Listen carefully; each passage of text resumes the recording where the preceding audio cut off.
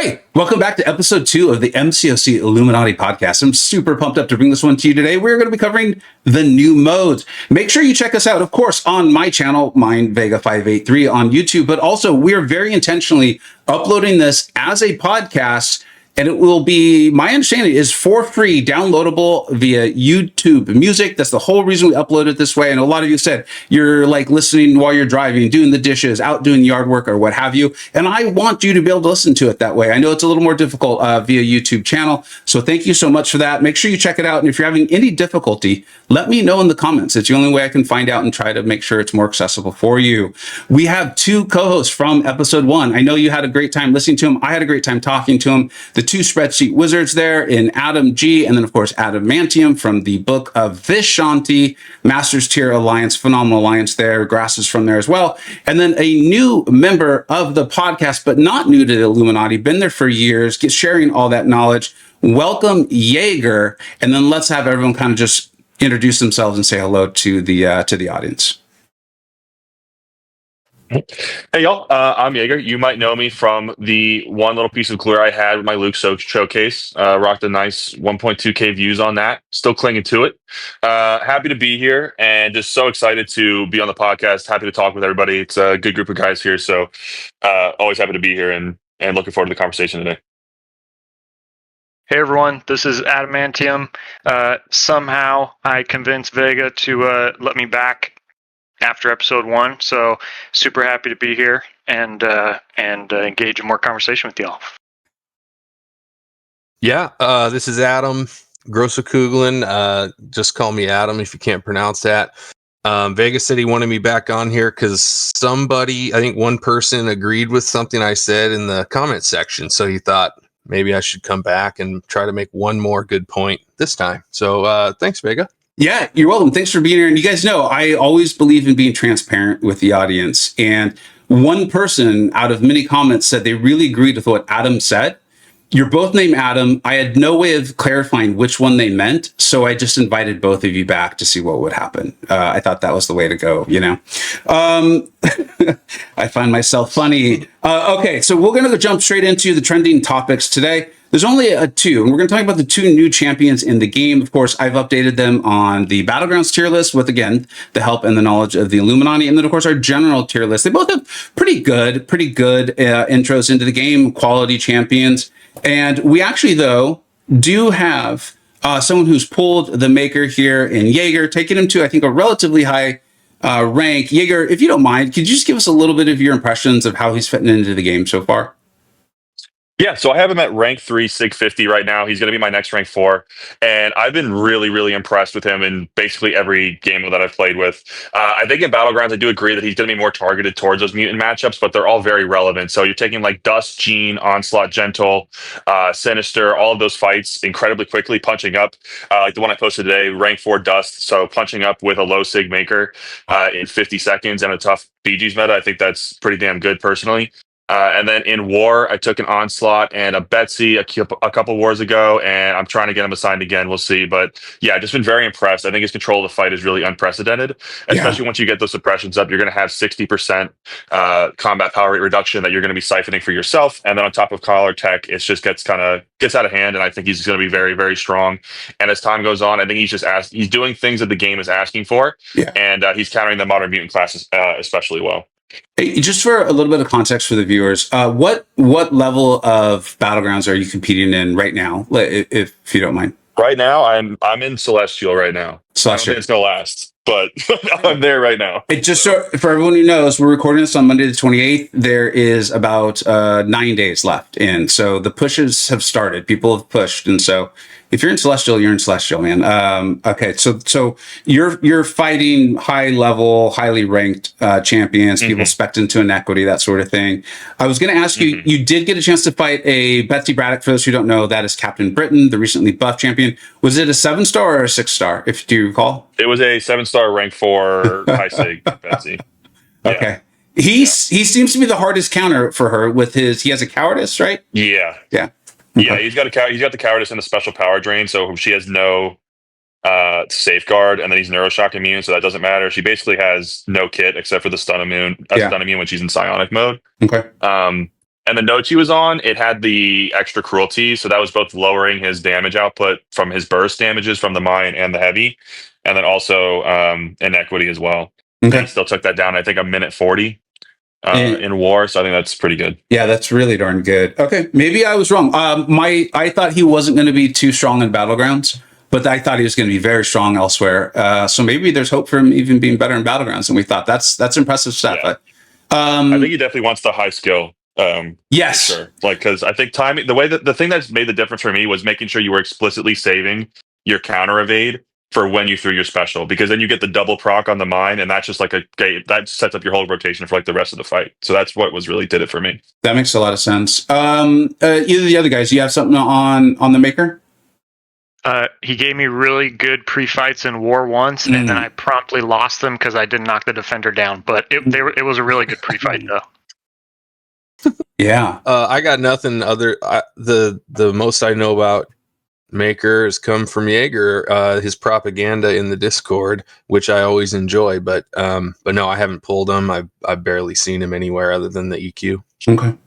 And then does anyone, because we're going to cover both of them, it makes sense. They've both been in the game at least for a minute here now. Has anyone had any experience with the High Evolutionary? I have not. Yeah, so I did take the high Evo boss in war a couple wars ago, and honestly, like the way I kind of see him is very polarizing defender. I think if you have like a decent to good counter, he's pretty easy to take care of with the way the auto block works. Basically, if you trigger it below a bar, it's a non-factor. Yeah, I would say, and then especially if you have the combo gain, you're gonna wipe that detonation out in like 2 seconds. Mm-hmm. So basically, I took the war boss with a Koye. Early in the morning before I went to work. I ate a full special 2, I ate a full combo, ate half of another special 2, and still took down the fight in about 3 minutes. So it was like a Koye is cracked, obviously, but Yeah. I think if you have like a good counter, High Evolutionary is not really holding up as well as I expected on defense. So I'm interested to see how he kind of shakes out long term, but right now I'm not as impressed as I would hoped. I think he's gonna be a better BG's defender than War, personally. Okay. You think he's getting buffed?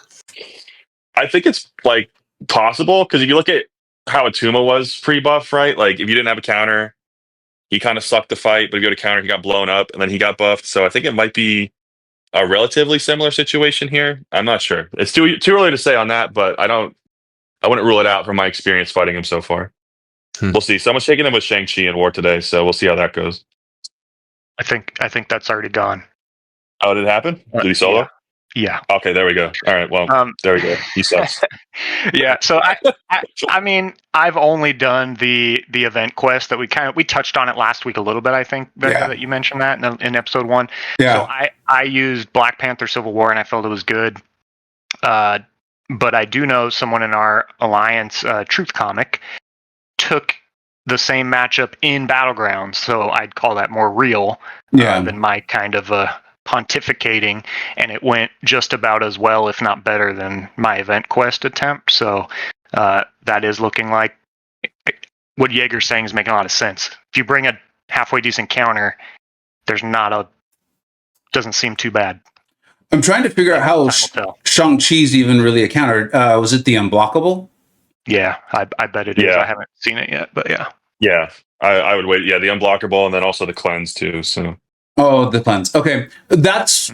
I don't know if I'm ready to say he's going to get buffed. I'm hoping that this is what Kabam is seen as the 5 of 5 for the future. Is if you bring a counter, it's going to take a really unusual set of nodes to make it super difficult for a high skill player. If you don't bring a counter, you got real problems. Kind of essentially getting away from serpents of the world, and even bullseyes in some degree. But we'll see. And I think it's a lot of it is like Kabam put stuff out. They think it's going to land the way they're hoping, but they can't be positive, until it's actually in the game. So that's interesting. So early reports on High Evo, maybe not quite as punishing as he was billed to be, right? Yeah, I'd say so. All right. We get a lot of angry comments from people dying high Evo, so I apologize in advance. Yeah. I'm like, all right, I'm tier sure he's 1. very difficult in the right situation for sure, but yeah, seems that way. it's sort of a callback to our first episode. I mean, it's, Yeah, whether, it is. Is he too hard? Is he unfair? Are there enough counters? Blah, blah, blah, which I think is maybe a decent segue into the topic of today, which is kind of, or one of the topics of today, which is responding to these comments. Adam, that's actually a phenomenal segue, and I do want to get to the rest of our show as well. One of the things we're going to be doing is, of course, reading the comments. You know, that's something I do anyways, but I want to bring them into the show because a lot of you are asking incredibly smart questions, especially things that we hadn't thought of, right? There's only so many of us on the show. We do want this to be a bit of a conversation. We're only going to build over 2 questions today. And the first is from John Anderson. It's actually been on the screen the whole time. So hopefully you've had a chance to take a look and read it over. And the first thing I do want to address is this idea or the thought that the testing grounds for the CCP, and I want to be clear, it is a testing grounds. I'm not going to hide the ball. I don't do that. And when I was actually in the CCP, or like it first invited into the CCP, and as the map continues to be improved, I decided to take inspiration and follow the lead of Simula 67, I believe. He's a member of the Illuminati. And then, of course, MCoC Noob. I'm sure you're familiar with both their channels. And what I see them do whenever there's like a new content to test or a boss to test or something like that is they go in there and they're very thorough and they provide extremely thorough feedback to Kabam. And they also make guides that save you and me a ton of items, a ton of units, a ton of time. And what I decided to do, I don't make guides like that, is if I'm on that map, if I'm on the CCP map, it is expressly for making a video for you all, for some sort of showcase to show you what a champion's capable of, to test a SIG, to do how to fight. Like I've been doing the how to fight Jean Greys and Zolas and things like that. I feel comfortable with that. And I feel like that's what it's meant to be for. I know not everyone has access for it. And if I followed them, and I love those 2 channels, I've learned so much from them, I feel like I'm in a pretty good place. But the other 3 guys, they're not in the CCP. The other 3 guys on the show tonight, and Grass last week was not in the CCP as well. How do you, if you guys have comments on that, please go forth. But also, how do you practice for a fight? You're talking about tier 1 war and all these things. Can you give some advice to folks on how they can practice fights without having access to the CCP map? And let's start with Jaeger. Yeah, I think I'm probably a bad example for this because I kind of shifted my mindset for BGs to where like I don't care if I lose. I'm just going to try something and see if it works. Mm-hmm. So a lot of the times I'm just running into these hard defenders and like I'm just going to try something. Like I think I saw it the other day. Like I used Venom for Yelena. I'm like, let's just see if it works. And like kind of did. So like that's something. And I think the same thing in war. Like when I took the boss of the Koye a couple days ago, the only time I had fought Haiba was in the event quest. So it wasn't like I was doing any sort of like particular grinding or anything. I just fought him a couple times there and like did a couple runs at that. But yeah, overall, I think for me, I do most of my practicing in battlegrounds, like especially in the victory track where losing doesn't matter nearly as much. I think leaving some of the harder defenders unbanned and then just trying them out there when it's much lower stress. Like I know that sounds dumb. Like I know it sounds really stupid, but like that's how I go about it usually. Like I left Yelena unbanned during my victory track climb, but like as soon as I got the gladiator circuit, like she's never seen the light of day. Yeah. So that's kind of how I do it, is just shifting my mindset on that, because like in victory track, like for the most part, if you're putting in the time, you'll get to GC eventually. And like, yeah, it's definitely going to be harder if you do that. But if you specifically want to learn how to fight these tough defenders, that's one of the better places I found to do it without access to the CCP map. But that's just my take on it personally. I know it's not how a lot of people are going to want to operate personally. But I know I'm jumping in, but I laughed there, and Jaeger, I think maybe even saw me laugh or something because it just seemed like he responded. I do the same thing frequently in battlegrounds. I know I'm not hitting like Celestial 5, okay? And so I sometimes will often reach a point where I'm like today, I'm just not going to ban Yelena. I want to learn to fight her. I want to get better at fighting her. And I found the only way to do it is, for me anyways, is just live. And so I think there's often, I face people who are like, what is he doing? Like, it's just kind of random and weird. And the results are often quite bad. But I have found that to be an effective way to get better at fighting a champion. So let's go ahead and move on to that, Adams. Yeah, I don't think it's weird at all, because that's almost exactly my answer with the addition of, friendlies, BG friendlies, if it's like, it's a champion that's really new and I really haven't seen them before and I'm, about to be assigned in a war fight or something. It's kind of, the more you do it, the more practice you just naturally get by fighting these hard defenders and these hard modes. But I mean, I'll definitely do, practices on my own roster. That's more an animation thing. You're just like, man, what exactly does this special look like? I've always just it, but I actually have to dex it in this fight. Let me practice that, stuff like that.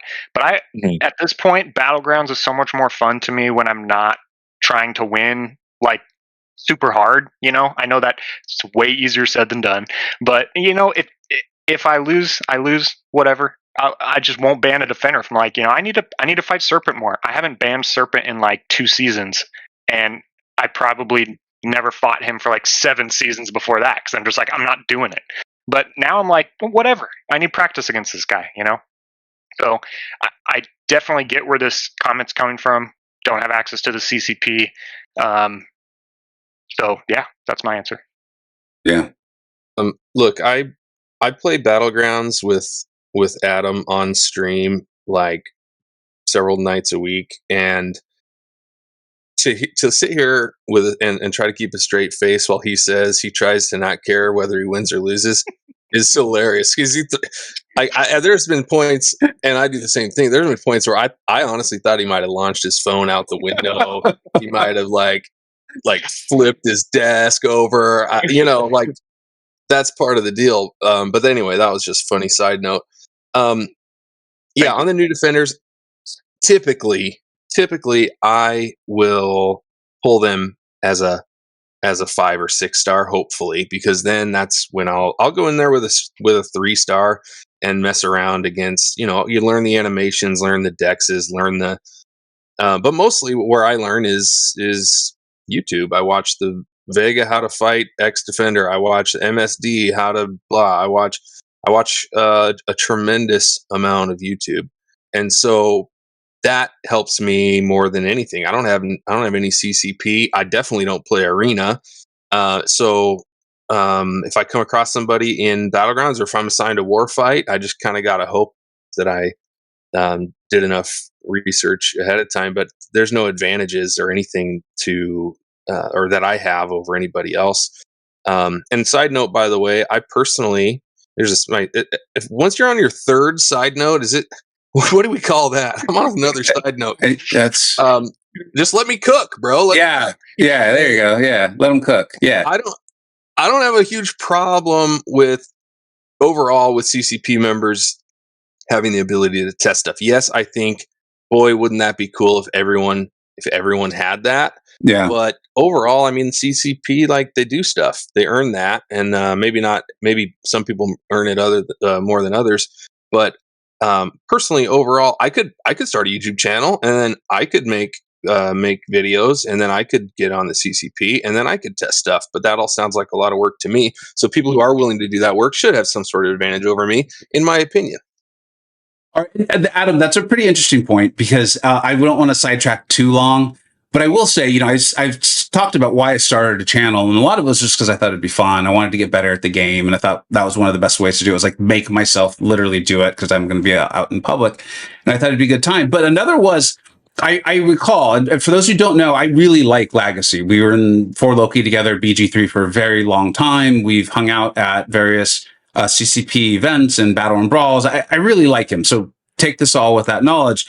I recall that there was some like CCP event or formalization of it, and there's all these videos coming out, and like a good YouTube viewer, MCoC, I was watching Legacy, and he's like, oh, and then I gave feedback on this crystal, and then we did this, and I was like, screw that, I'm going to do that. Like, if someone's going to get to do that, it's going to be me. And it did drive me. It was one of the motivators. It's a ton of work. It is a lot of hours, but it did drive me to be like, I'm going to do this. And so I'm not necessarily like defending the map or not defending the map. What I do want to say is the people that are there, by and large, have put in a ton of work to be there. And I do think a lot of your channels, when they're on there, it's so that they can make videos and try to be helpful. I know I'm not the only person who's doing those sorts of things. So like I said, I got it from Simula,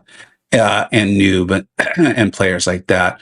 And then I do want to touch on the other topics that John brought up here as we move through. One of them was, and he makes a good point. We were talking about the defenders last episode. Obviously, I'm not going to try to do a synopsis of that episode real quick, but we talked about a lot of things about the defenders, and none of us brought up arena. Like, none of us did. And John brings up that, like, people have to fight them. And if I was an arena grinder, if that was an important part of how I played the game and getting units and spending my time in there, and I come up against like Serpent, Bullseye, and High Evolutionary, I'm gonna lose. There's no way that, like, what are the chances of you having the counters to that on your roster or on your team? Like, that does seem like, I think Kabam should just move. I don't know how they would do it, but like, if you're rated a 4 or above in the defender list, they just don't show up in the arena. I don't know. Do you guys have thoughts on this? I'll take first. Yeah. Okay, so correct me if I'm wrong, but arena doesn't have any nodes, right? That's not a sarcastic question. I mean, like health nodes. There's no nodes. Health nodes, right? So I mean, I've been in that situation before.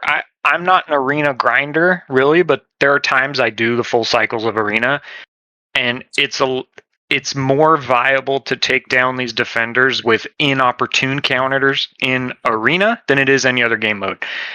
That is not to minimize the comment here at all, because there are people who do a lot more arena than me and would know a lot better than me. I mean, that sucks. There's no two ways around it. It's unfortunate. I think primarily for the units reason. I mean, it's probably not a high priority to fix or to adjust. I mean, making unit grinding easier is, I think, pretty clearly something that they don't want to do. They've even said as much of, if there's too much units in arena, right? Like on live streams and stuff. Yeah, they have. Yeah. Like, they would like to move those units out of there if everything was ideal. So, I mean, I don't have a lot of hope for help here. I sympathize a little bit. I think it's not like other modes. But yeah, I mean, losing your streak, that sucks. That's a lot of time wasted. You got to build the streak back up again. So I definitely have some sympathy there, but I don't see anything changing. Yeah. Yeah, I'd say I'd feel pretty similar about that. Like, I'm also definitely not an arena grinder. I think the last time I did a serious arena grind was for 3-star Yellow Jacket in 2016. So the arena landscape is different. But yeah, I do agree with what Adam said, where it's like when you're taking them on in an equivalent health pool where like they're only going to have their base health and no nodes, it's definitely more doable. Like, not going to say that's fun. Like, you're going to be bringing in like Red Goblin and whatever your F team into arena and they get smacked with like, like you said, Serpent, Bullseye, Yelena, High Evo, etc. Like, you're done. Like yeah. Like, even on relatively equivalent health pools, like there's no chance that you're doing that with like any sort of random arena team you threw together. So that's definitely a pain point that I can understand. And I would definitely like to see that addressed, because like arena grinding sucks, and I think making it suck marginally less would be nice. But then at the same time, I do agree that I think it's probably pretty low on the priority list in terms of things to fix, because I would assume that A, it's not a particularly popular mode, and then B, it's also a mode that allows you to grind like hundreds of dollars worth of premium currency. So I just don't see it being something that's like particularly high priority to fix, but I do understand that it's definitely a pain point for a lot of people. Yeah. Dude, I got the solution right here. What if when you enter arena for the first time, like on a new arena, you get to ban 3 champs just like in other game modes? It's like, dude, you're never going to see whatever 3 champs or maybe it doesn't have to be 3, but like, I don't know. I'm not a coder, but like there's bans in other game modes. I don't know if that's a solution. Or, if they come out with a 5-of-5 defender, Vega, like you said, they just can't show up. Or just let these people fight Thanos team and Kang team only, because who cares, and let them do it. Like, I'm not going to be upset that they never lost their streak, nothing to do with me. So I don't know. There are solutions that would probably be pretty straightforward. Yeah, dude, I hear everything, and I think ultimately it's like, it just seems, because I know Kabam's gotten this feedback multiple times for a long period of time, and no, I don't think anyone's trying to say like, oh, it's good, and here's why. I think what I'm hearing is a lot of like, this just doesn't seem like something that's going to change. But I fully am on board with like, dude, just the arena sucks enough as it is. That's enough of a punishment. And then to have to see Serpent's stupid face and huge ass hammer, like, come on, like, why? You're just, you're kicking someone while they're down. Like, I don't get it. I don't like it. And yes, like, if I could go back to episode 1 and be like, I think all these defenders are helping me enjoy these other attackers, this sorts of thing. However, in arena, they shouldn't be there. I would add that in. Like, that's my takeaway. There's one last thing here, because there's a lot of really cool points. And again, there were so many great comments. Was this last paragraph where John's like, hey, listen, the last point about bringing life to old champions is only partially true. And I do think they are right. And is like he's saying, like Emma for Bullseye. Do we still use her? No. And I do think there's some truth to that, especially for that example. On the side of Hood, though, and this is where it's like there's not going to be like one magic answer for all of them. Is I think Hood's relevance was just going down a little bit because not as good for the cosmic champions like Serpent in particular. And then Dark Phoenix has given like another place for him to shine. So it wasn't like he had fallen to where like Emma had fallen. And I another example I want to bring up is I do think Black Cat can be very good for High Evolutionary. Black Cat is still a very good champion, whether High Evolutionary exists or not. So I think it's more those examples that I would latch onto. The one that Grass brought up with Emma was more of a like, hey, there was this cool kind of like bridge character too, where she bridged the gap from no answers to more modern champions who are answering. Do you guys have any thoughts on that? We'll start with Adam G. No, I agree. I mean, I agree with John here, and I was sort of thinking it. While I mean, Grass was making a point, and it was a valid point that, you know, look, think about Hood, think about Emma, and but yeah, I was kind of thinking it at the moment, which was, but that wasn't a true counter. I mean, you're not assigning that in war. You're not like. You're not putting you're not putting Emma Frost in your decks for that. Maybe at that moment when she was like literally the only counter in the world, maybe Iceman at the time. But that was my thought at the time. I think John, I actually really want to thank John for taking the time to type all this out, because it was thoughtful, well thought out, constructive, but like, you know, not really like criticizing anybody, but just saying like, hey man, I got a different perspective, and that's really cool. It's part of why we wanted to start this whole thing in the first place, to like stir up some of this interesting conversation. Yeah, I think the Emma Frost specific example is more of an Emma Frost problem than necessarily counter to the point, because when Bullseye came out, I mean, Emma Frost was in decks. It wasn't just me. Not super popular, but I know she was in Grass's deck. I know Grass ranked her sooner than most people. I know I ranked her to rank 2 back when rank 2s were like mattering when Bullseye was out. So like she definitely was relevant, and previously she wasn't really. So I think that part of the point stands, and she just fell out of the game. Like now, yeah, no one's going to Emma Frost first. I think my big thing in episode 1 about the defenders and stuff was how Battleground just kind of throws a wrench in everything because of just the RNG of draft and everything. Well, this whole point kind of makes that better. I mean, you can now have Hood in your deck because he's pretty decent for most things. And now look, he's also good for new defenders. You can have Sentinel in your deck. He's pretty good for most things. Hey, look, he's really good for Zola too, you know, et cetera. And the examples go on. But so it's some good points there by John. I do think the overall point of bringing in old attackers or older champions, making them relevant, I do think it is still pretty true by and large. But yeah, it's not perfect. And he had a good example with Emma Frost. Yeah. I think the idea of like the bridge champ, I think, is a really kind of good way to put that. Where it's like, I don't think anyone ever thought that Emma was like the best Bullseye counter, like even at the time. But like that was what we had, you know, because Bullseye was so hyper specific in what he was asking for, and that was kind of still new at the time. I think even Photon wasn't as hyper specific as Bullseye, where you could just come in with like a variety of different like offensive tools and deal with different parts of her kit. Bullseye, you needed to have like 2 or 3 very specific things that only Emma really had at the time, and Iceman, who was still only a 6-star, so kind of not like kind of on the fringe there. Yeah.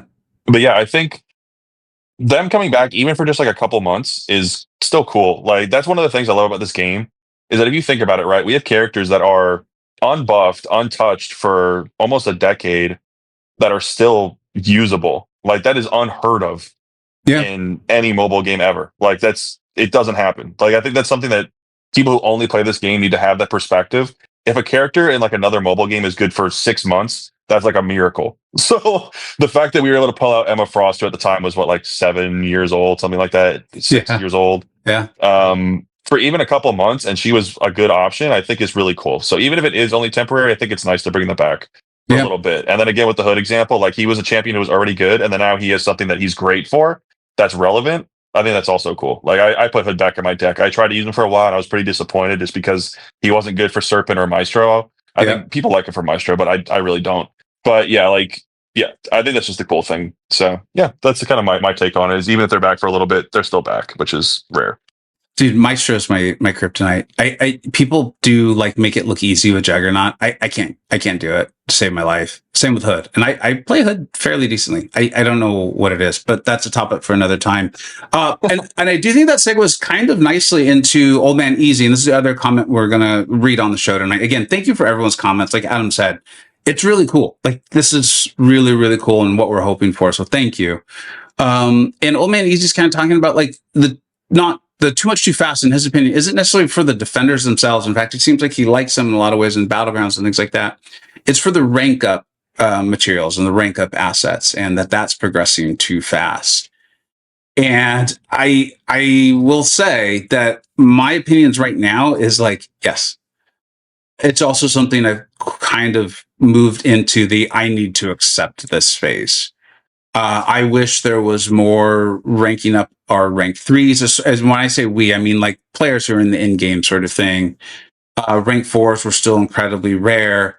I only whale on the big sales, and I don't mean only as in like, see, I never do it. I mean like, I just want to be clear. I don't buy daily deals. I didn't participate in the Fantastic Four sale. Like it wasn't even a consideration for me. It's just the big holidays, which I know is about every other month now.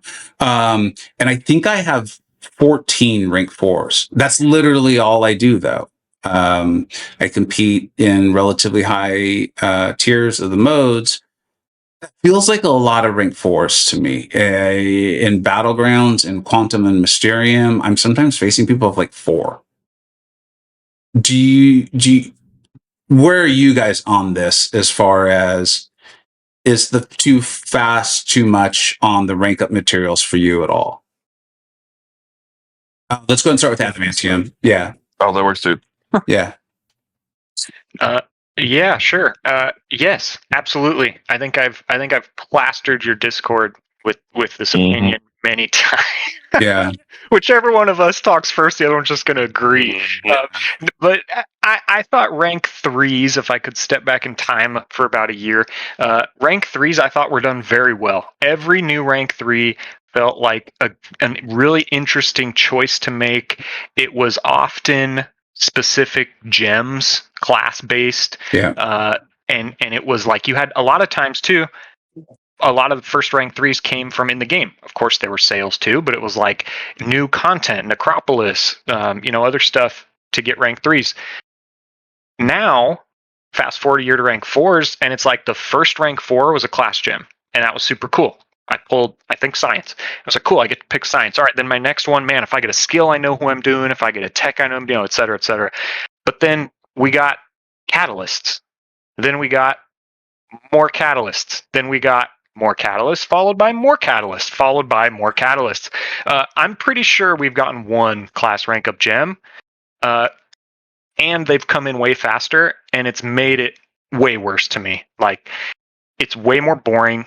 Most Battlegrounds decks you see are going to have the same rank 4s because everyone has generic material. So what is everyone going to do? They're going to pick the same top champions. Prestige now giving a premium currency in the game and Radiance.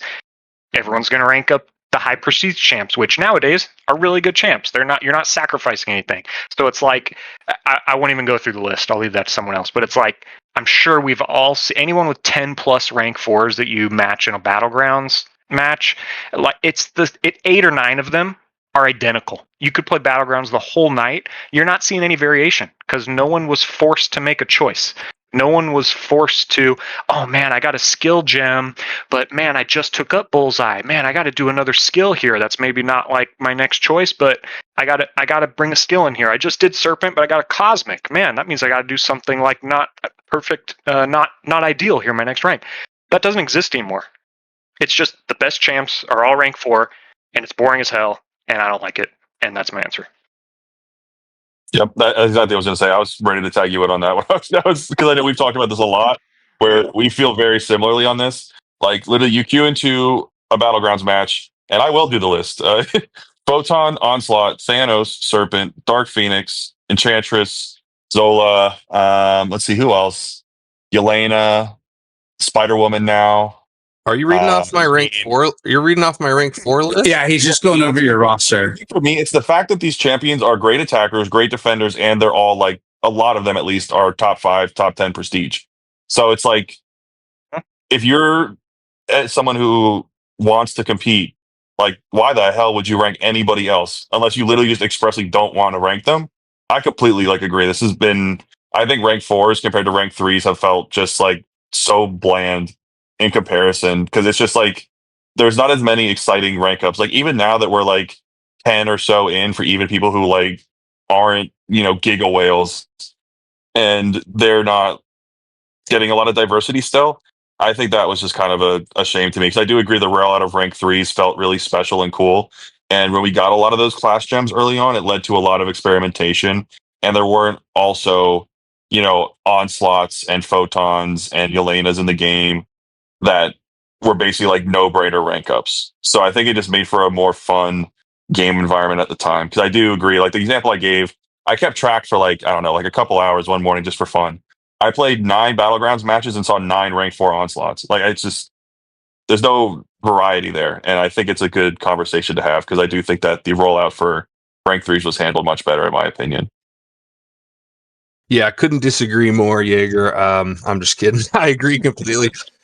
In fact, not only do I agree, I'll take it one step further. I don't even want class gems. I want like tag gems. Like imagine you rolled like, dude, I got a rank 4 a Spider-Verse hero. Like imagine how cool of a feeling that would be.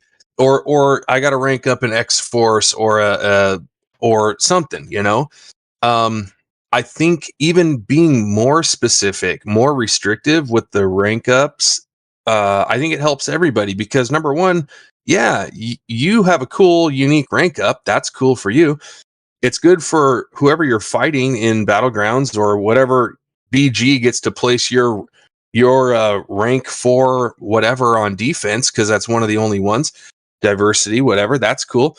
But it's also cool because you still have something to strive for because now the next Wheel of Fate or the next whatever big content comes out, and it's like you're dying to rank 4 your Nick Fury, but you got to pull, one of his tags or a skill or something. It's like you'd have more to work for versus it's not that exciting to like, I'm about to do my 12th, I think, my 12th rank 4, and I'm like, Zola, all right, Jean, maybe Spider-Woman, probably, but it's like these all exist, but like I'm not gonna sit here and say, no, dude, I'm doing Dragon Man because I love him.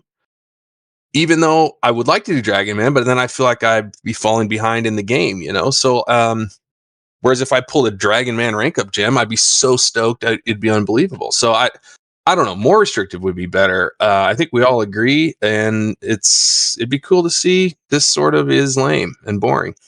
I want to say, I think it was go ahead. Yeah, go ahead, Vega. No, but you got it. Yeah, go. I was just gonna say, I think to me it is the combination of the pace and the generic mats, where like I think they came really fast, and then they were also all generic. So it just feels like everybody and their mother has like those 5 to 10 champs ranked up, and that's kind of the problem too, where it's both of those things together. Yeah, they made room for what we're talking about. That's the thing. Like exclusively limited rank ups, that would get frustrating pretty quick, sure. But they made room for it, and then they didn't do it. They like increased the speed so much. They could have done about half the rank 4s that people have now, as these types of things that we're talking about, more specific. And people still would have had a handful of like, oh man, we really need a Yelena rank 4 in our battle group. Well, someone can use their generics on that if they really want to, you know. But yeah. I'm just going to repeat myself if I talk anymore because I think we all agree. We'll just turn this into the rank up episode. Screw the new modes. I told you I was coming in hot. Yeah, I like it, man. Let's do it. I mean, it's better for us than to just have generic rank up materials and be bored, right? No, what do you guys think of this? Because I'm hearing you guys, right? And I'm like, this all makes sense. This all makes sense. This all makes sense. And then I'm like, hold on. The vast majority of people who play this game are low spenders or non-spenders. Mm-hmm. I can't imagine being like, all right, you guys ready to spend your units on the 4th of July? Bam! Dragon Man rank up. All right, 30,000 units, boys. Like, I can't imagine doing that to them. And I'm purposely picking the most extreme example. I realize Adam was being a bit, funny when he gave. Oh, you are okay. All right. What if it was when they sell things for dollars, it's these more restrictive? You know, it's like tagged with, I don't know, like you're saying, like all these various groups, like we have all like the Brood or the Brotherhood and the whatever. And I'm like, I didn't even know this existed, but that's cool, I guess.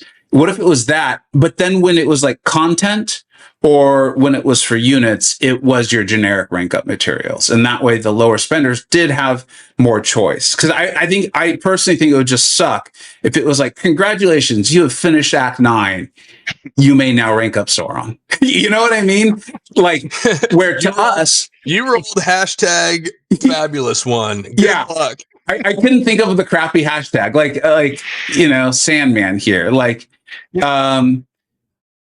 congratulations, you've got Sinister 6. I don't know if there's I think Shocker's a one, but like, yeah. Okay. So there's one saving grace. You get my point, is that would feel a little extreme, but I do think there's something there for your whales, right? In a way of like, allow them to have fun, allow them to rank up their champions. I included myself.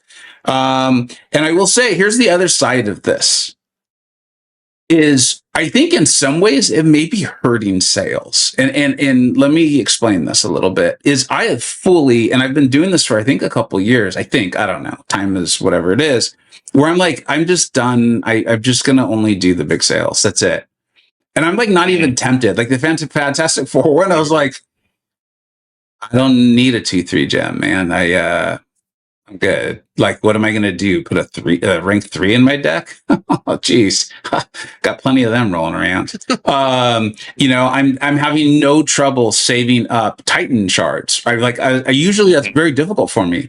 Especially I don't have Yelena and I'm getting my ass kicked by her like every single time. So I'm not banning her because I want to try to learn to fight her. And I'm getting my ass kicked. And I'm like, you know, it would feel a lot better if I had a Yelena of my own. I would like that. And then like other people's ass could get kicked. And yet I find myself being like, I have no temptation to open up these Titan crystals. I have 2. I could open up 2 right now. And I'm not. And the reason why I'm not is because I could only take her to rank 3, which sounds absurd. Only rank 3. I'm sure she'd still do okay. But when I do like the calculations in my head, I'm like, 1, I'm unlikely to pull. I've only got 2 crystals. And 2, I could only take her to rank 3. If I could take her to rank 4, she would be more meaningful for my deck because there's so many rank 4s running around now. And so I think it's weird in selling more, in giving more out or whatever you want to call it. I think they've made them less desirable. And I don't think that was the plan. Do you guys feel that at all? Like, do they feel less desirable to you, or are you like, no, I'm still, I want that we're good. I want more. Like you personally, not is it good for the game sort of thing? Yeah, I'm totally with you. Yeah. Okay. Yeah. Each one rank 4 is like, I already have a bunch of these. It's a generic rank 4. It's nothing. I mean, I'll get one through the Radiant shop soon here in the next week or so. Like, you know, I'll get it. It's not like driving me. I thought for sure you were going to say you weren't opening Titans because of Red Hulk, but no, the rank 4 option is a better reason for sure. Yeah, I definitely agree. Like the rank fours, I mean, we got a bunch of them so fast that I just felt like we kind of plateaued where it's like, okay, I know I'm going to get these over Yeah. time. And it's like, it's not that enticing me to run it and get one all the time now because like, I'm just going to get one soon. Like, I feel like we just kind of blew through it. And I know they said they wanted to kind of make the ranks go a little bit faster than they did with rank threes, but I do feel there's like a middle ground. I hope whenever we do start seeing rank fives that it is somewhere in between. Because if they think rank threes is too slow, like I understand that. I personally preferred that greatly to rank fours. But then I think rank fours like it was so fast. Like literally we got one class gem, like Adam said. And then after that it was like generic. And then I think we got like one class gem from 9.2 or something, right? And then it was all generic again. So it's yeah. I mean, this whole tag thing, wouldn't it be cool if they invented this like 2 to 3 month rotation in the game where like you grouped all the champions under like one tag and then you offered like resources and stuff based on that? You could call it like, I don't know, like some like a Hold on. I was thinking An era, dude. era. You could call them like era champions, and then you could give like era rank up gems, and that would be for specific tags. Only I don't know. I'm probably talking crazy. So I think you're onto something. You just haven't tied it all together. Yeah. No, I think we would call it like an epic or something like that. Yeah. That's a good name. That would be cool. But yeah, no, imagine you enter a BG's match and it's like, you'd be like, yo, this guy's got a rank 4 man thing. What am I, like, you've never seen a rank 4 man thing. You know what I mean? Like, it'd be awesome. But I do agree with your statement, Vega, fully that maybe the content gives catalysts and generic stuff or class gems, but the sales give much more restrictive stuff. Maybe they think that would cost them money, but in my opinion, they might make more money. That's not my opinion. It's a prognostication. It's conjecture on my part. They might make more money because if a big spender still has not pulled whatever rank up materials for the, Yes, Mr. Sinister, yes, whatever, then they'll still chase that tag if that tag is in the crystal. Yep. Just like they would chase a champ if the champ's in a crystal. I think another thing off that. Yeah. Oh, go ahead, Baker. No, go for it, man. I would say another thing going off the back of that, right? Like you can also offer them at a lower price too. So you can get some of like the more moderate spenders mixed in on that too. Because then like if you're selling generics, you have to make it more expensive or otherwise everyone's just going to buy a bunch of generic mats, which I understand like from an economy standpoint. But if you're offering like a Sinister 6 gem, you could maybe put that in a cheaper bundle than you would normally. So I think it's just kind of I think it hits a lot of intersections for how I think they probably want to manage the economy, where you can kind of have free players still have that agency from the way that they're able to attain them, and then spenders of a wider variety of levels have access to rank 4s as well. There's it's something else. Like I'm enjoying this conversation quite a bit. Another thing that hit me there, Jaeger, when you said that is, I think you could see a lot of people not using the resource immediately. Where I wonder how much that happens. Like the big sale, it's just like, oh God, like give them all to me. I'm still getting out rank 4 videos. Like literally, I have 2 on my calendar that if I can get them done before I head out on this work trip and then vacation, will be coming out in like the middle of August. Like that's how many rank 4s came in this sale. But if, like, to your point, I had pulled the Sinister 6 one, I'd probably be sitting on it, well, I would use it on Shocker, but if I had already taken Shocker up, and so I think there might even be something to that, as far as it wouldn't feel like the floodgates just open up, particularly in Battlegrounds and in the PvP modes, right? Like it would just be like, okay, there was a sale, all of a sudden I'm not so excited about the Sinister 6 idea, but this is great. I mean, I think if we spend this much on the comments, it shows you like how great the comments were. But I think we've got to move on to these new modes, because I don't want to still be recording when the next new mode comes out, and that is at this pace any minute now. So I just want to start off, and I'm not even going to give my answer. I think it's pretty obvious from my tone of voice and stuff. We're just going to start off with a simple question. Don't worry if you think it's good for the game. Don't worry if you think other people enjoy it or not. Like, we'll get to that. have they been fun for you? The new modes being Squad Builder and the web browser one. What's it called? Doom Cycle. Yeah, Doom Slap. Yeah, Doom Cycle. That's actually called Doom Cycle. Let's go and start off with Adam G. Literally, I mean this specifically for you, just you. Don't worry about anyone else. Did you find them fun? Are you hoping for a one-word answer? No, man. You be you. Like I truly mean you be you. Please. No, and no. I'll say just no. Yeah. But I will say I'm probably one of the only people alive who finished this stupid Fantastic Four thing. Dude, I'm done. I did it all. I paid $10. I bought all those stupid tickets. I bought all those coins. I auto-fighted it in the background. It was actually not fun because you don't actually do anything. But it was fun duping my Red Hulk. Let's go.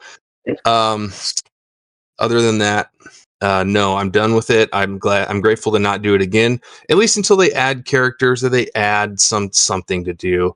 But no, not fun. But I did give them $10 so that I could finish it in 3 days. Okay, my answer being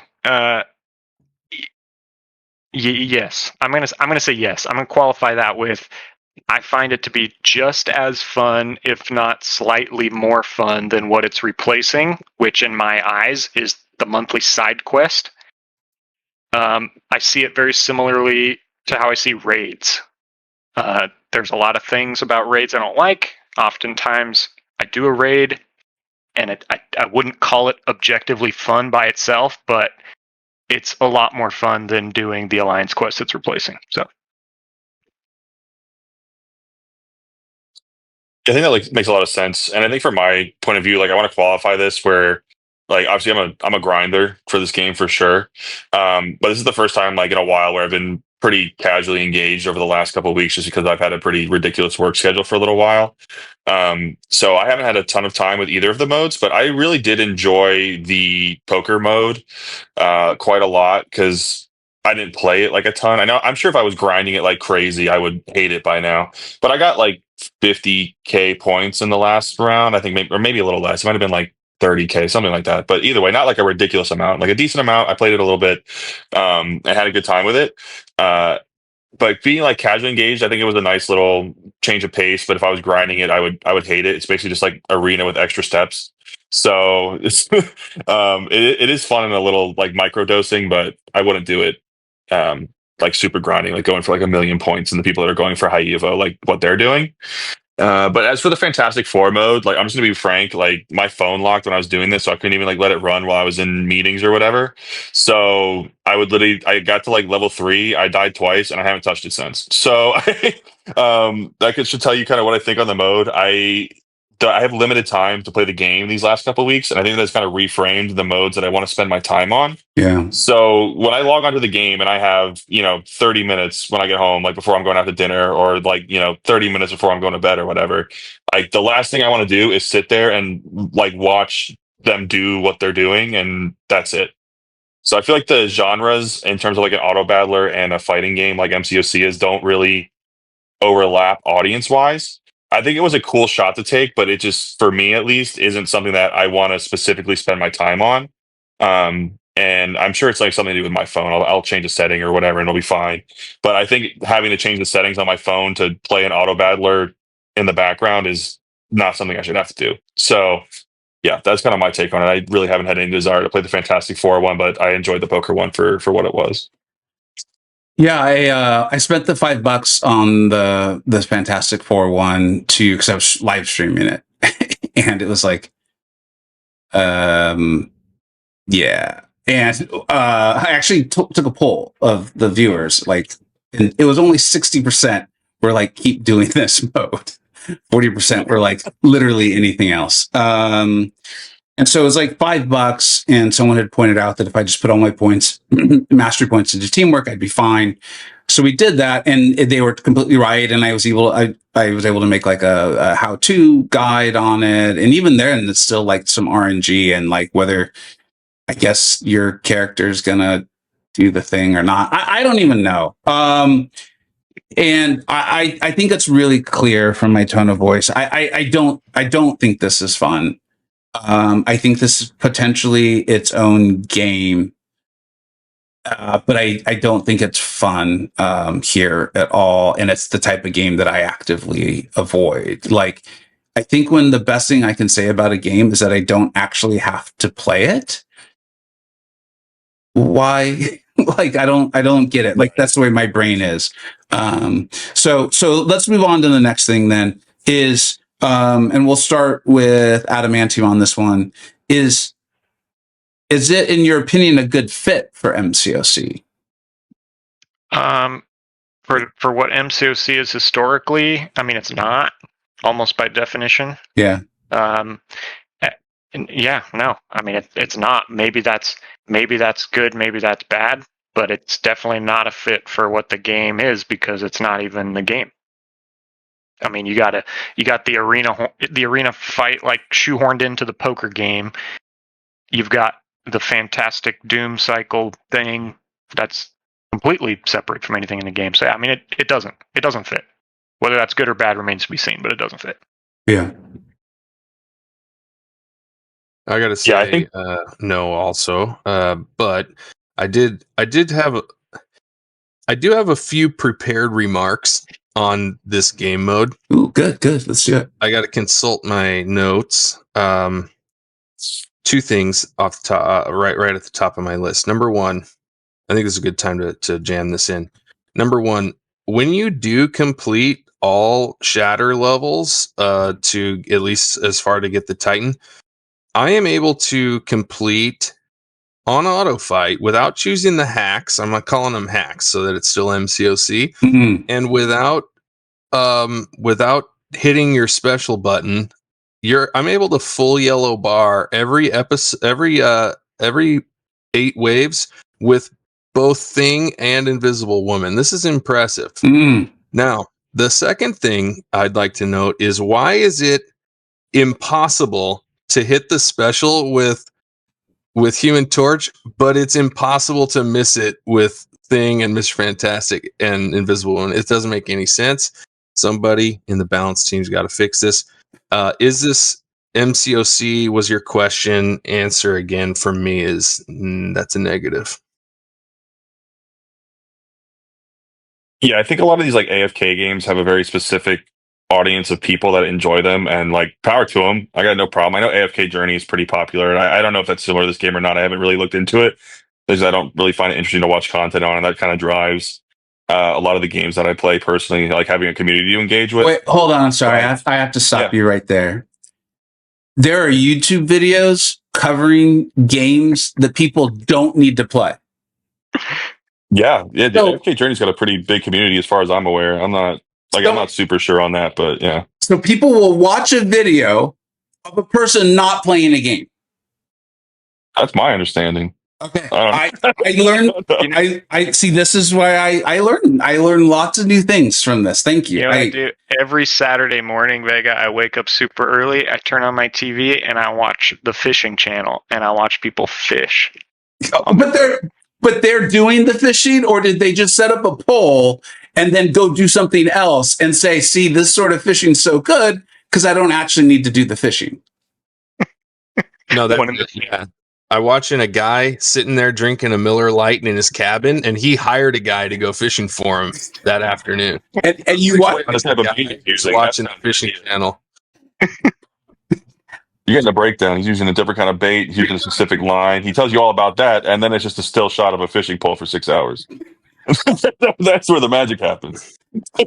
I thank you for indulging me on that aside, because oh my god. All right, so Jaeger, so continue on. The community is part of So I think it's just not something that I particularly look for, but I do understand there's some people that just like seeing number go burr, and I'm not going to fault them for that.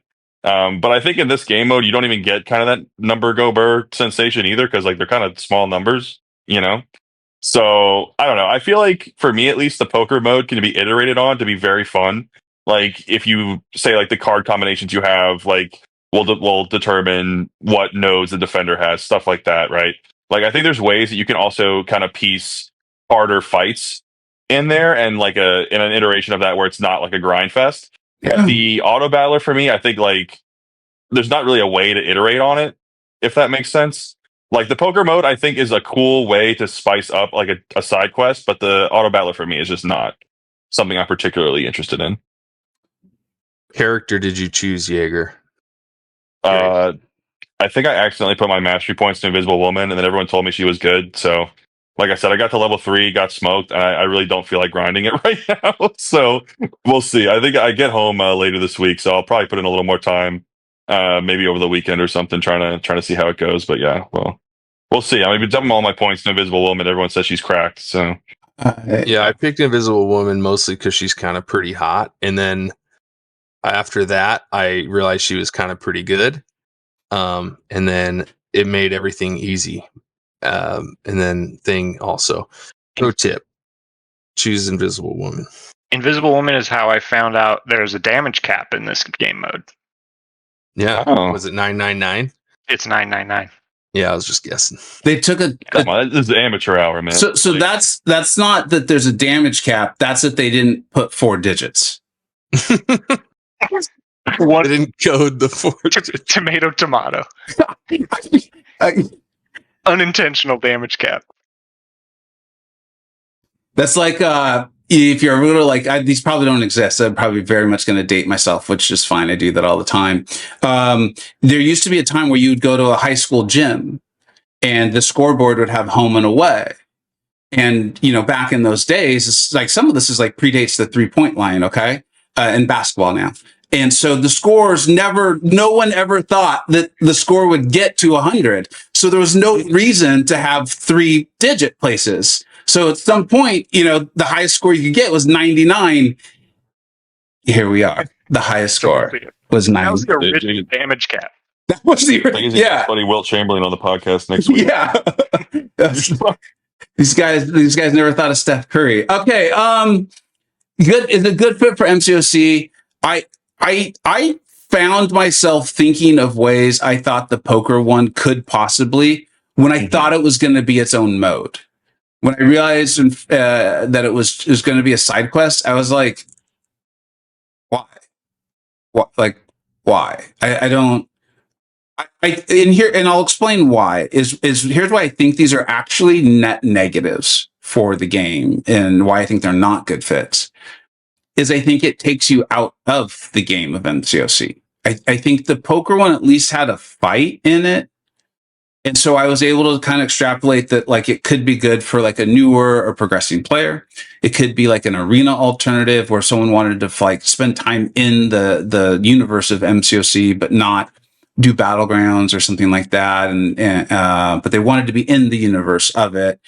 And they could read, you know, the immunities of a defender, or just kind of get used to like the move sets or those sorts of things. I was like, okay, I could see this building into those sorts of like ways. And there's like the poker aspect of it. So it has like a quick, like, and I'm not sure it's technically like a dopamine hit, but it was fast paced and you're doing something. You have to be like actively engaged in some level.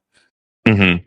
This, again, I feel like, and I still mean this, I feel like if this had been its own game, like if Kabam had came to us and said, we're beta testing a new game. We'd love for you guys to play it. If you guys choose to play it and you play it enough, we'll give you a Titan.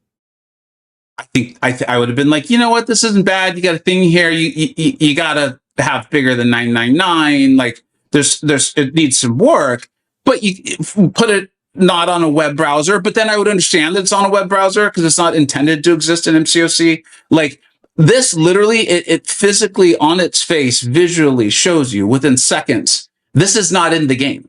Like it is very clearly telling you this is not in the game. You need to leave the game. And the only way this is related to MCoC is that it has Marvel characters in it. And at that point, I mean, you've extrapolated so far out. So I actually see this as a net negative for the game. I think they should turn it off and get rid of it as soon as they possibly can. I truly mean that. I've seen very few people saying that they enjoy it. I see a lot of frustration on, hey, we're playing this for free and RNG just continues to not go our way. We're getting stuck. I think we're going to end up without enough tokens.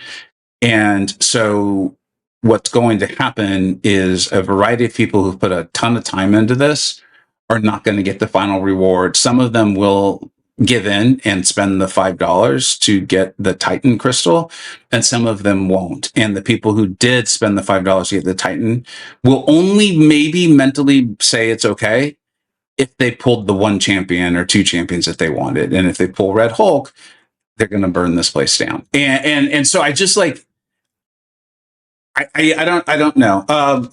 Does anyone have anything you wanted to add to that, or do you want to get to the next topic? I think let's get to the next topic. If you have something you wanted to add, you can kind of tie it in. Are you happy that Kabam's trying new things, right? That's been one of the things of like, well, I'm glad they're trying stuff. You know, what are your thoughts on, like, literally my guy just died. Why? What? Like, I've only made my team stronger since I first started Shatter mode. But my guy's dead. Why? I'm not paying attention. I have no idea. I think I was hitting the right buttons. Do you get what I'm saying? Like, you, buddy. What's that? Skill. I got to skill up. Yeah, I got to skill up. Just in the CCP test server a little bit more. Yeah, I got to hop on the map. Yeah, it's just like, thank you for proving my point. You know what? This game is good at a thing. And that was it. So are you happy that Kabam's trying new things? I'll start, because I think it's obvious, and I can be pretty quick on this, is if this is the new thing, no. I'm all for idea sessions where, like, you just throw out ideas. Like, I actually really believe in that. Just throw them out. Don't worry if they're not good. Don't put them down. Just everyone go. Just throw them up there. Take a break. Everyone looks at it. Hey, even if the idea is bad, why is it bad? And learning why it's bad can help you work on what's actually good. I think at some point, someone should have looked at these and been like, why is this going into our game? Like, how is this improving the experience of our game? Like, and I've realized, especially now that I've learned their side quests, how did this relate to MCoC? If it's just about utilizing the Marvel IP, that is not, I think, a good reason to add something to the game. I think you look at why do people actually enjoy this game? Because it is unique. Like, if anyone's ever tried to look for a similar game on the App Store, I have many times as I look at second channels or just wonder, is I've never found anything that hits that like nice combination of some role-playing game, some depth, or quite a bit now, with some actual like physical movement and swipe, tap. Like, I've not found anything similar to that. I think that's why so many people continue to stick around and play it. And so to take away from that, to go to something else where that is not present at all, I think I truly believe is a massive, massive mistake. And so I'm happy that they are trying things, but I'm not happy that they're trying things that I think are so clearly not Marvel Contest of Champions. I'd love to hear your guys' thoughts. Let's start with Adam G on this one. No, I agree with that. I mean, they used a lot of it's like different people made it, and then they're just like, hey man, like, we don't have an art team. Can we borrow your profile pictures and your art and your little symbols for buffs and debuffs, you know? And like, they just borrowed all like the art and the pictures, but not one bit of it is the same. It makes me honestly think that we are just testing another game, just like you said. And I did my part, you know, I paid them off, you know? Yeah. That's how I look at it. Yeah. I think they're 1 for 2. I definitely would agree they're 1 for 2. I feel pretty stupid because on the trailers or teasers or whatever for this game mode, I was already like pretty. I don't play the poker mode a ton, but I like that it was added. And then the trailers for this Doom Cycle thing were like, hey, that could be cool. Another new side quest, whatever. And then it came out, and the second you launch it and the a browser window pops up, it's like, oh, wait, what? This just feels bad now. This is like super cheap. And then you open it up and you're like, okay, I can like spend points, masteries. It's kind of like I build my champs. All right, that's cool. And then, oh wait, I'm out of runs for the day. I can only do 3. Hold on a second. They told me this was a roguelike, but you only get 3 entries, and those 2 things don't go together. Anyways, I am happy they're trying new things. If every side quest was like some sort of poker side game, like the one that they are doing now, if it was like a memory match game that you like brought in MCoC fights to, if it's like a side scroller game, if it's like a freaking name it, like a Candy Crush type game, a pinball type game where you put in like, MCoC Tetris.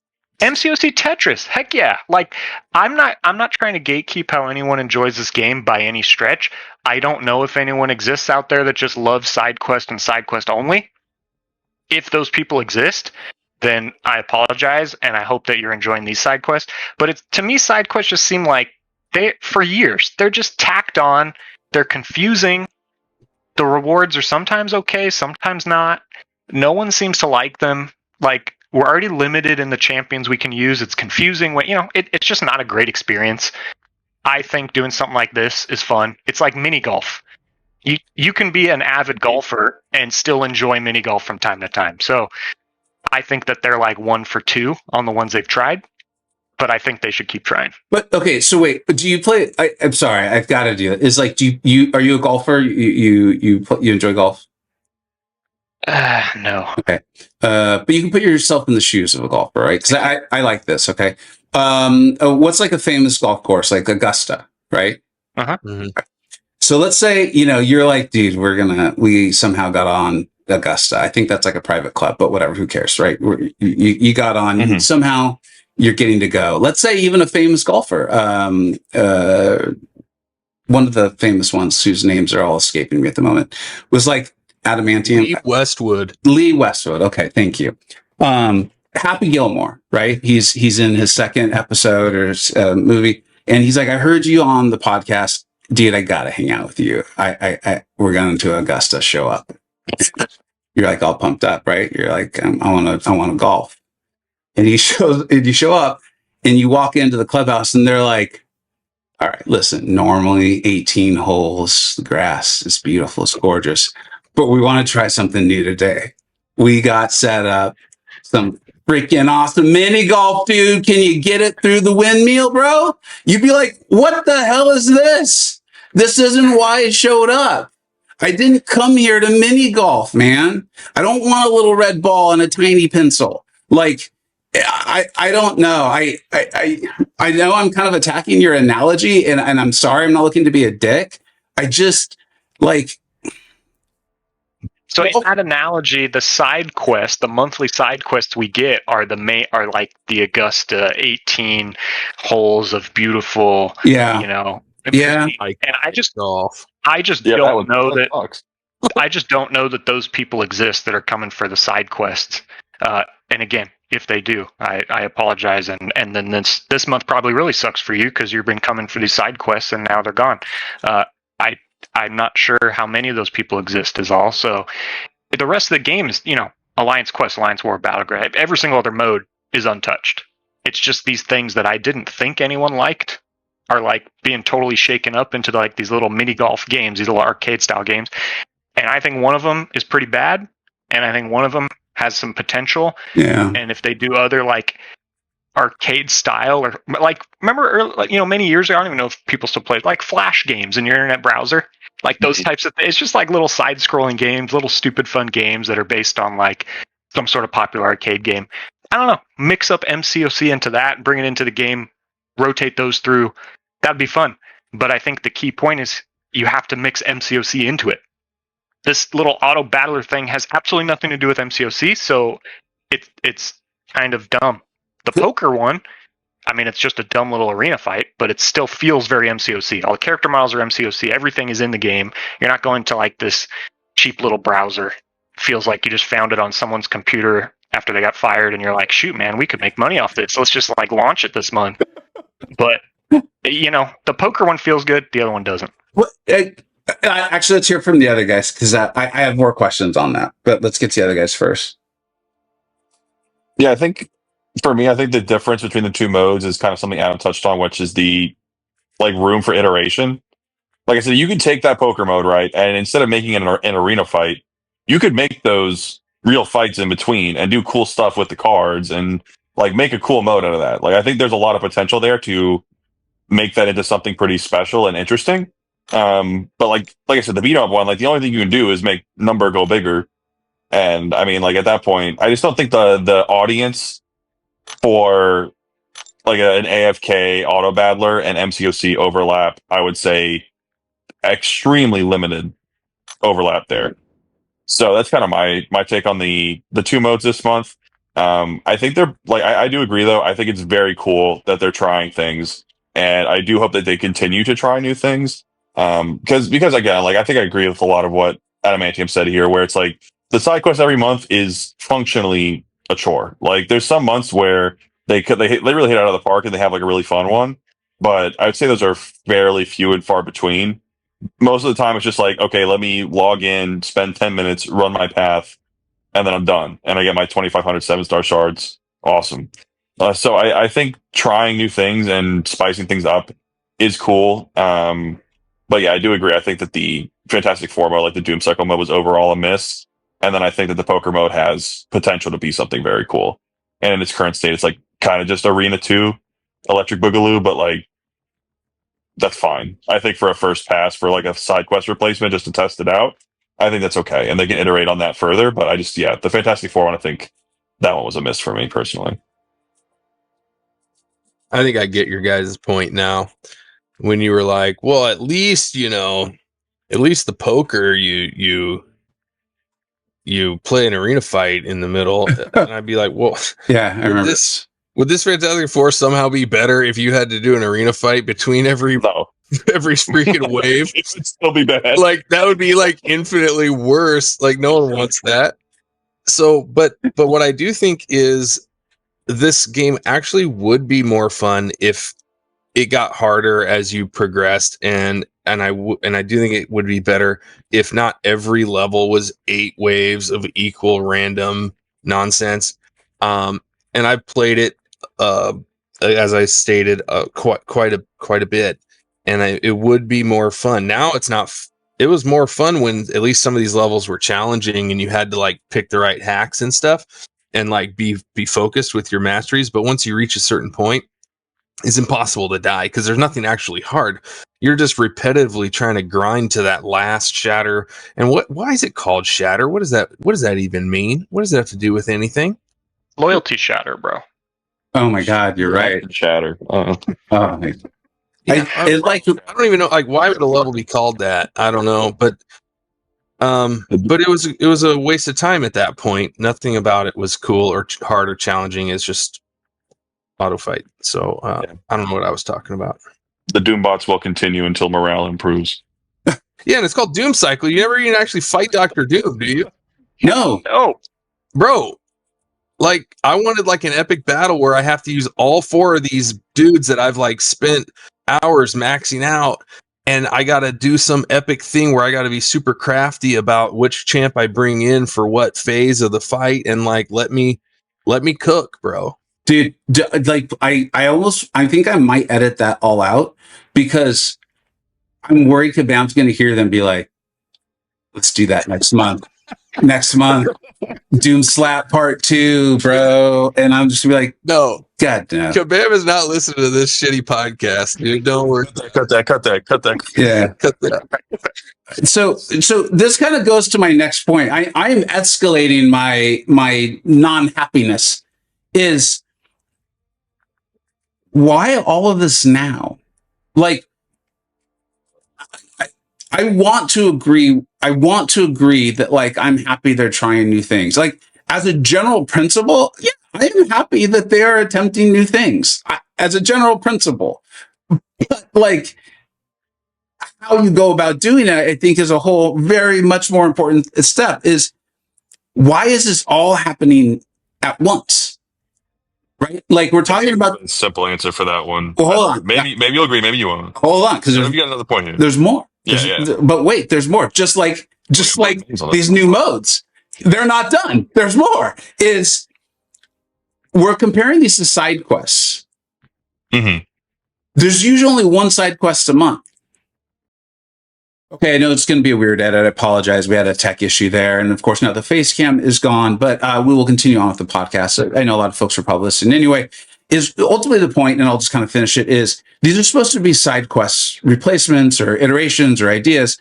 Why are we getting them both at the same time? And additionally, the rewards for them are well beyond what we normally get for a side quest. I'm kind of pulling them up here. This is per week.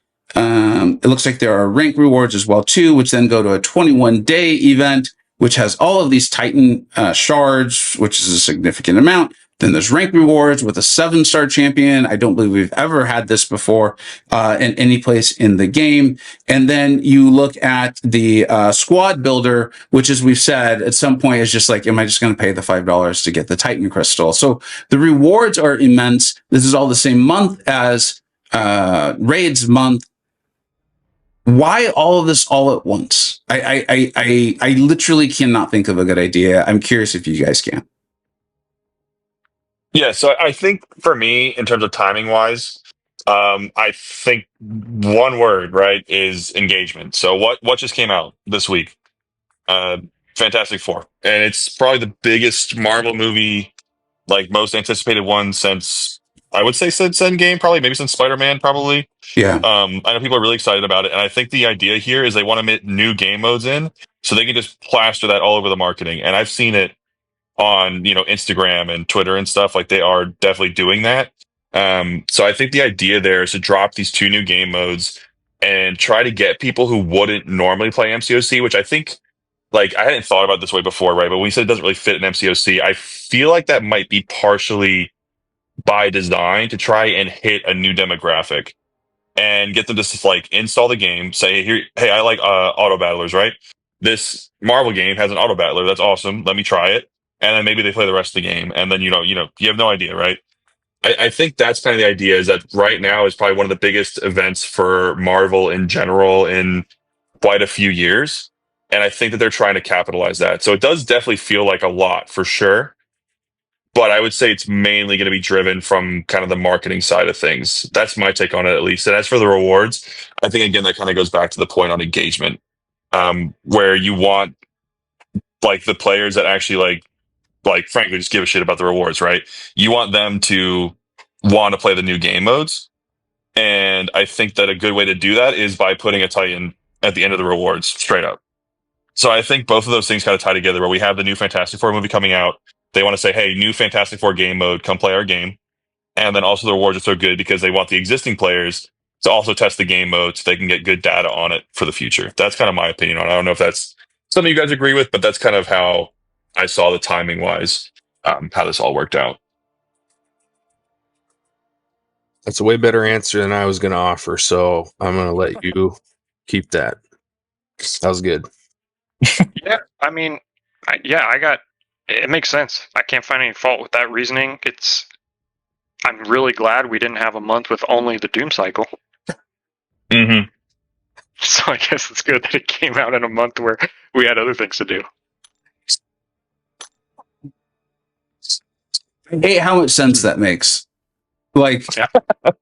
Because I think on some level it hits why I'm finding myself getting more frustrated with it, is because it makes sense on some of them. Even like, okay, cool, I like them working to get people more involved in the game. But what it does is it's like, yes, this was never intended to interest you, you being me. And I'm like, then why did we act like it would? And that's fine. I get it from a business model. They can't really be like, hello, current players. we have no interest in you enjoying this, all right? Like, you get what I'm saying? Like, of course they hope we might. It just, I don't know. The whole thing just feels ridiculous. If they do this again, I hope that it's more similar to MCoC, or they just, maybe it's even like the phrasing of it. I think this is the end of the episode. I just felt like another great one. Jaeger, thank you so much for coming on. Adamantium, Adam G. This was phenomenal. Please leave the comments. Let us know what you enjoyed, what you didn't enjoy. We will review them and potentially answer them in episode 3. And of course, look at them for future episodes. Let's go ahead and sign out. And let's start off with Jaeger and then Adamantium and Adam. Yeah, thanks so much for having me. Always good conversation. Love talking with you guys. One of my favorite little chats in MCoC land. So always happy to be on. And yeah, glad I got the plug maker. The showcase is coming soon. I've been pretty impressed. So keep an eye out for that. And yeah, good looks, and always happy to be on the show. So anytime, I'm always happy to be on. It was a great conversation today. Thank you, Jaeger and Adam and Vega, as always. Thanks for having me back again. Looking forward to the next time that we can all get together. So thank you, everybody, for listening as well. Yeah, Vega, thanks for hosting the Book of the Vishanti podcast again. Love that you're on here with us, man. It's cool. And no, but honestly, great group of dudes that we have over there. And I think plenty of the Illuminati wants to be on this thing. I know people are always asking in the Illuminati chat, let me get in the podcast. So I think it's awesome, man. It's just going to grow from here. And hopefully we have listeners who keep bringing the feedback, because we just, we want to make it cool and fun and good. Absolutely. I really appreciate you guys all being here. And I feel like I'm like almost an honorary member of the Alliance. I won't take it that far. Don't worry. I won't make you guys say no to that. But I love having y'all on. So yeah, this has been a blast. We'll keep going. We just have so much fun with it. We ultimately, all of us, we do it because we enjoy the game. So thank you so much for watching, everybody. Take care. Bye-bye.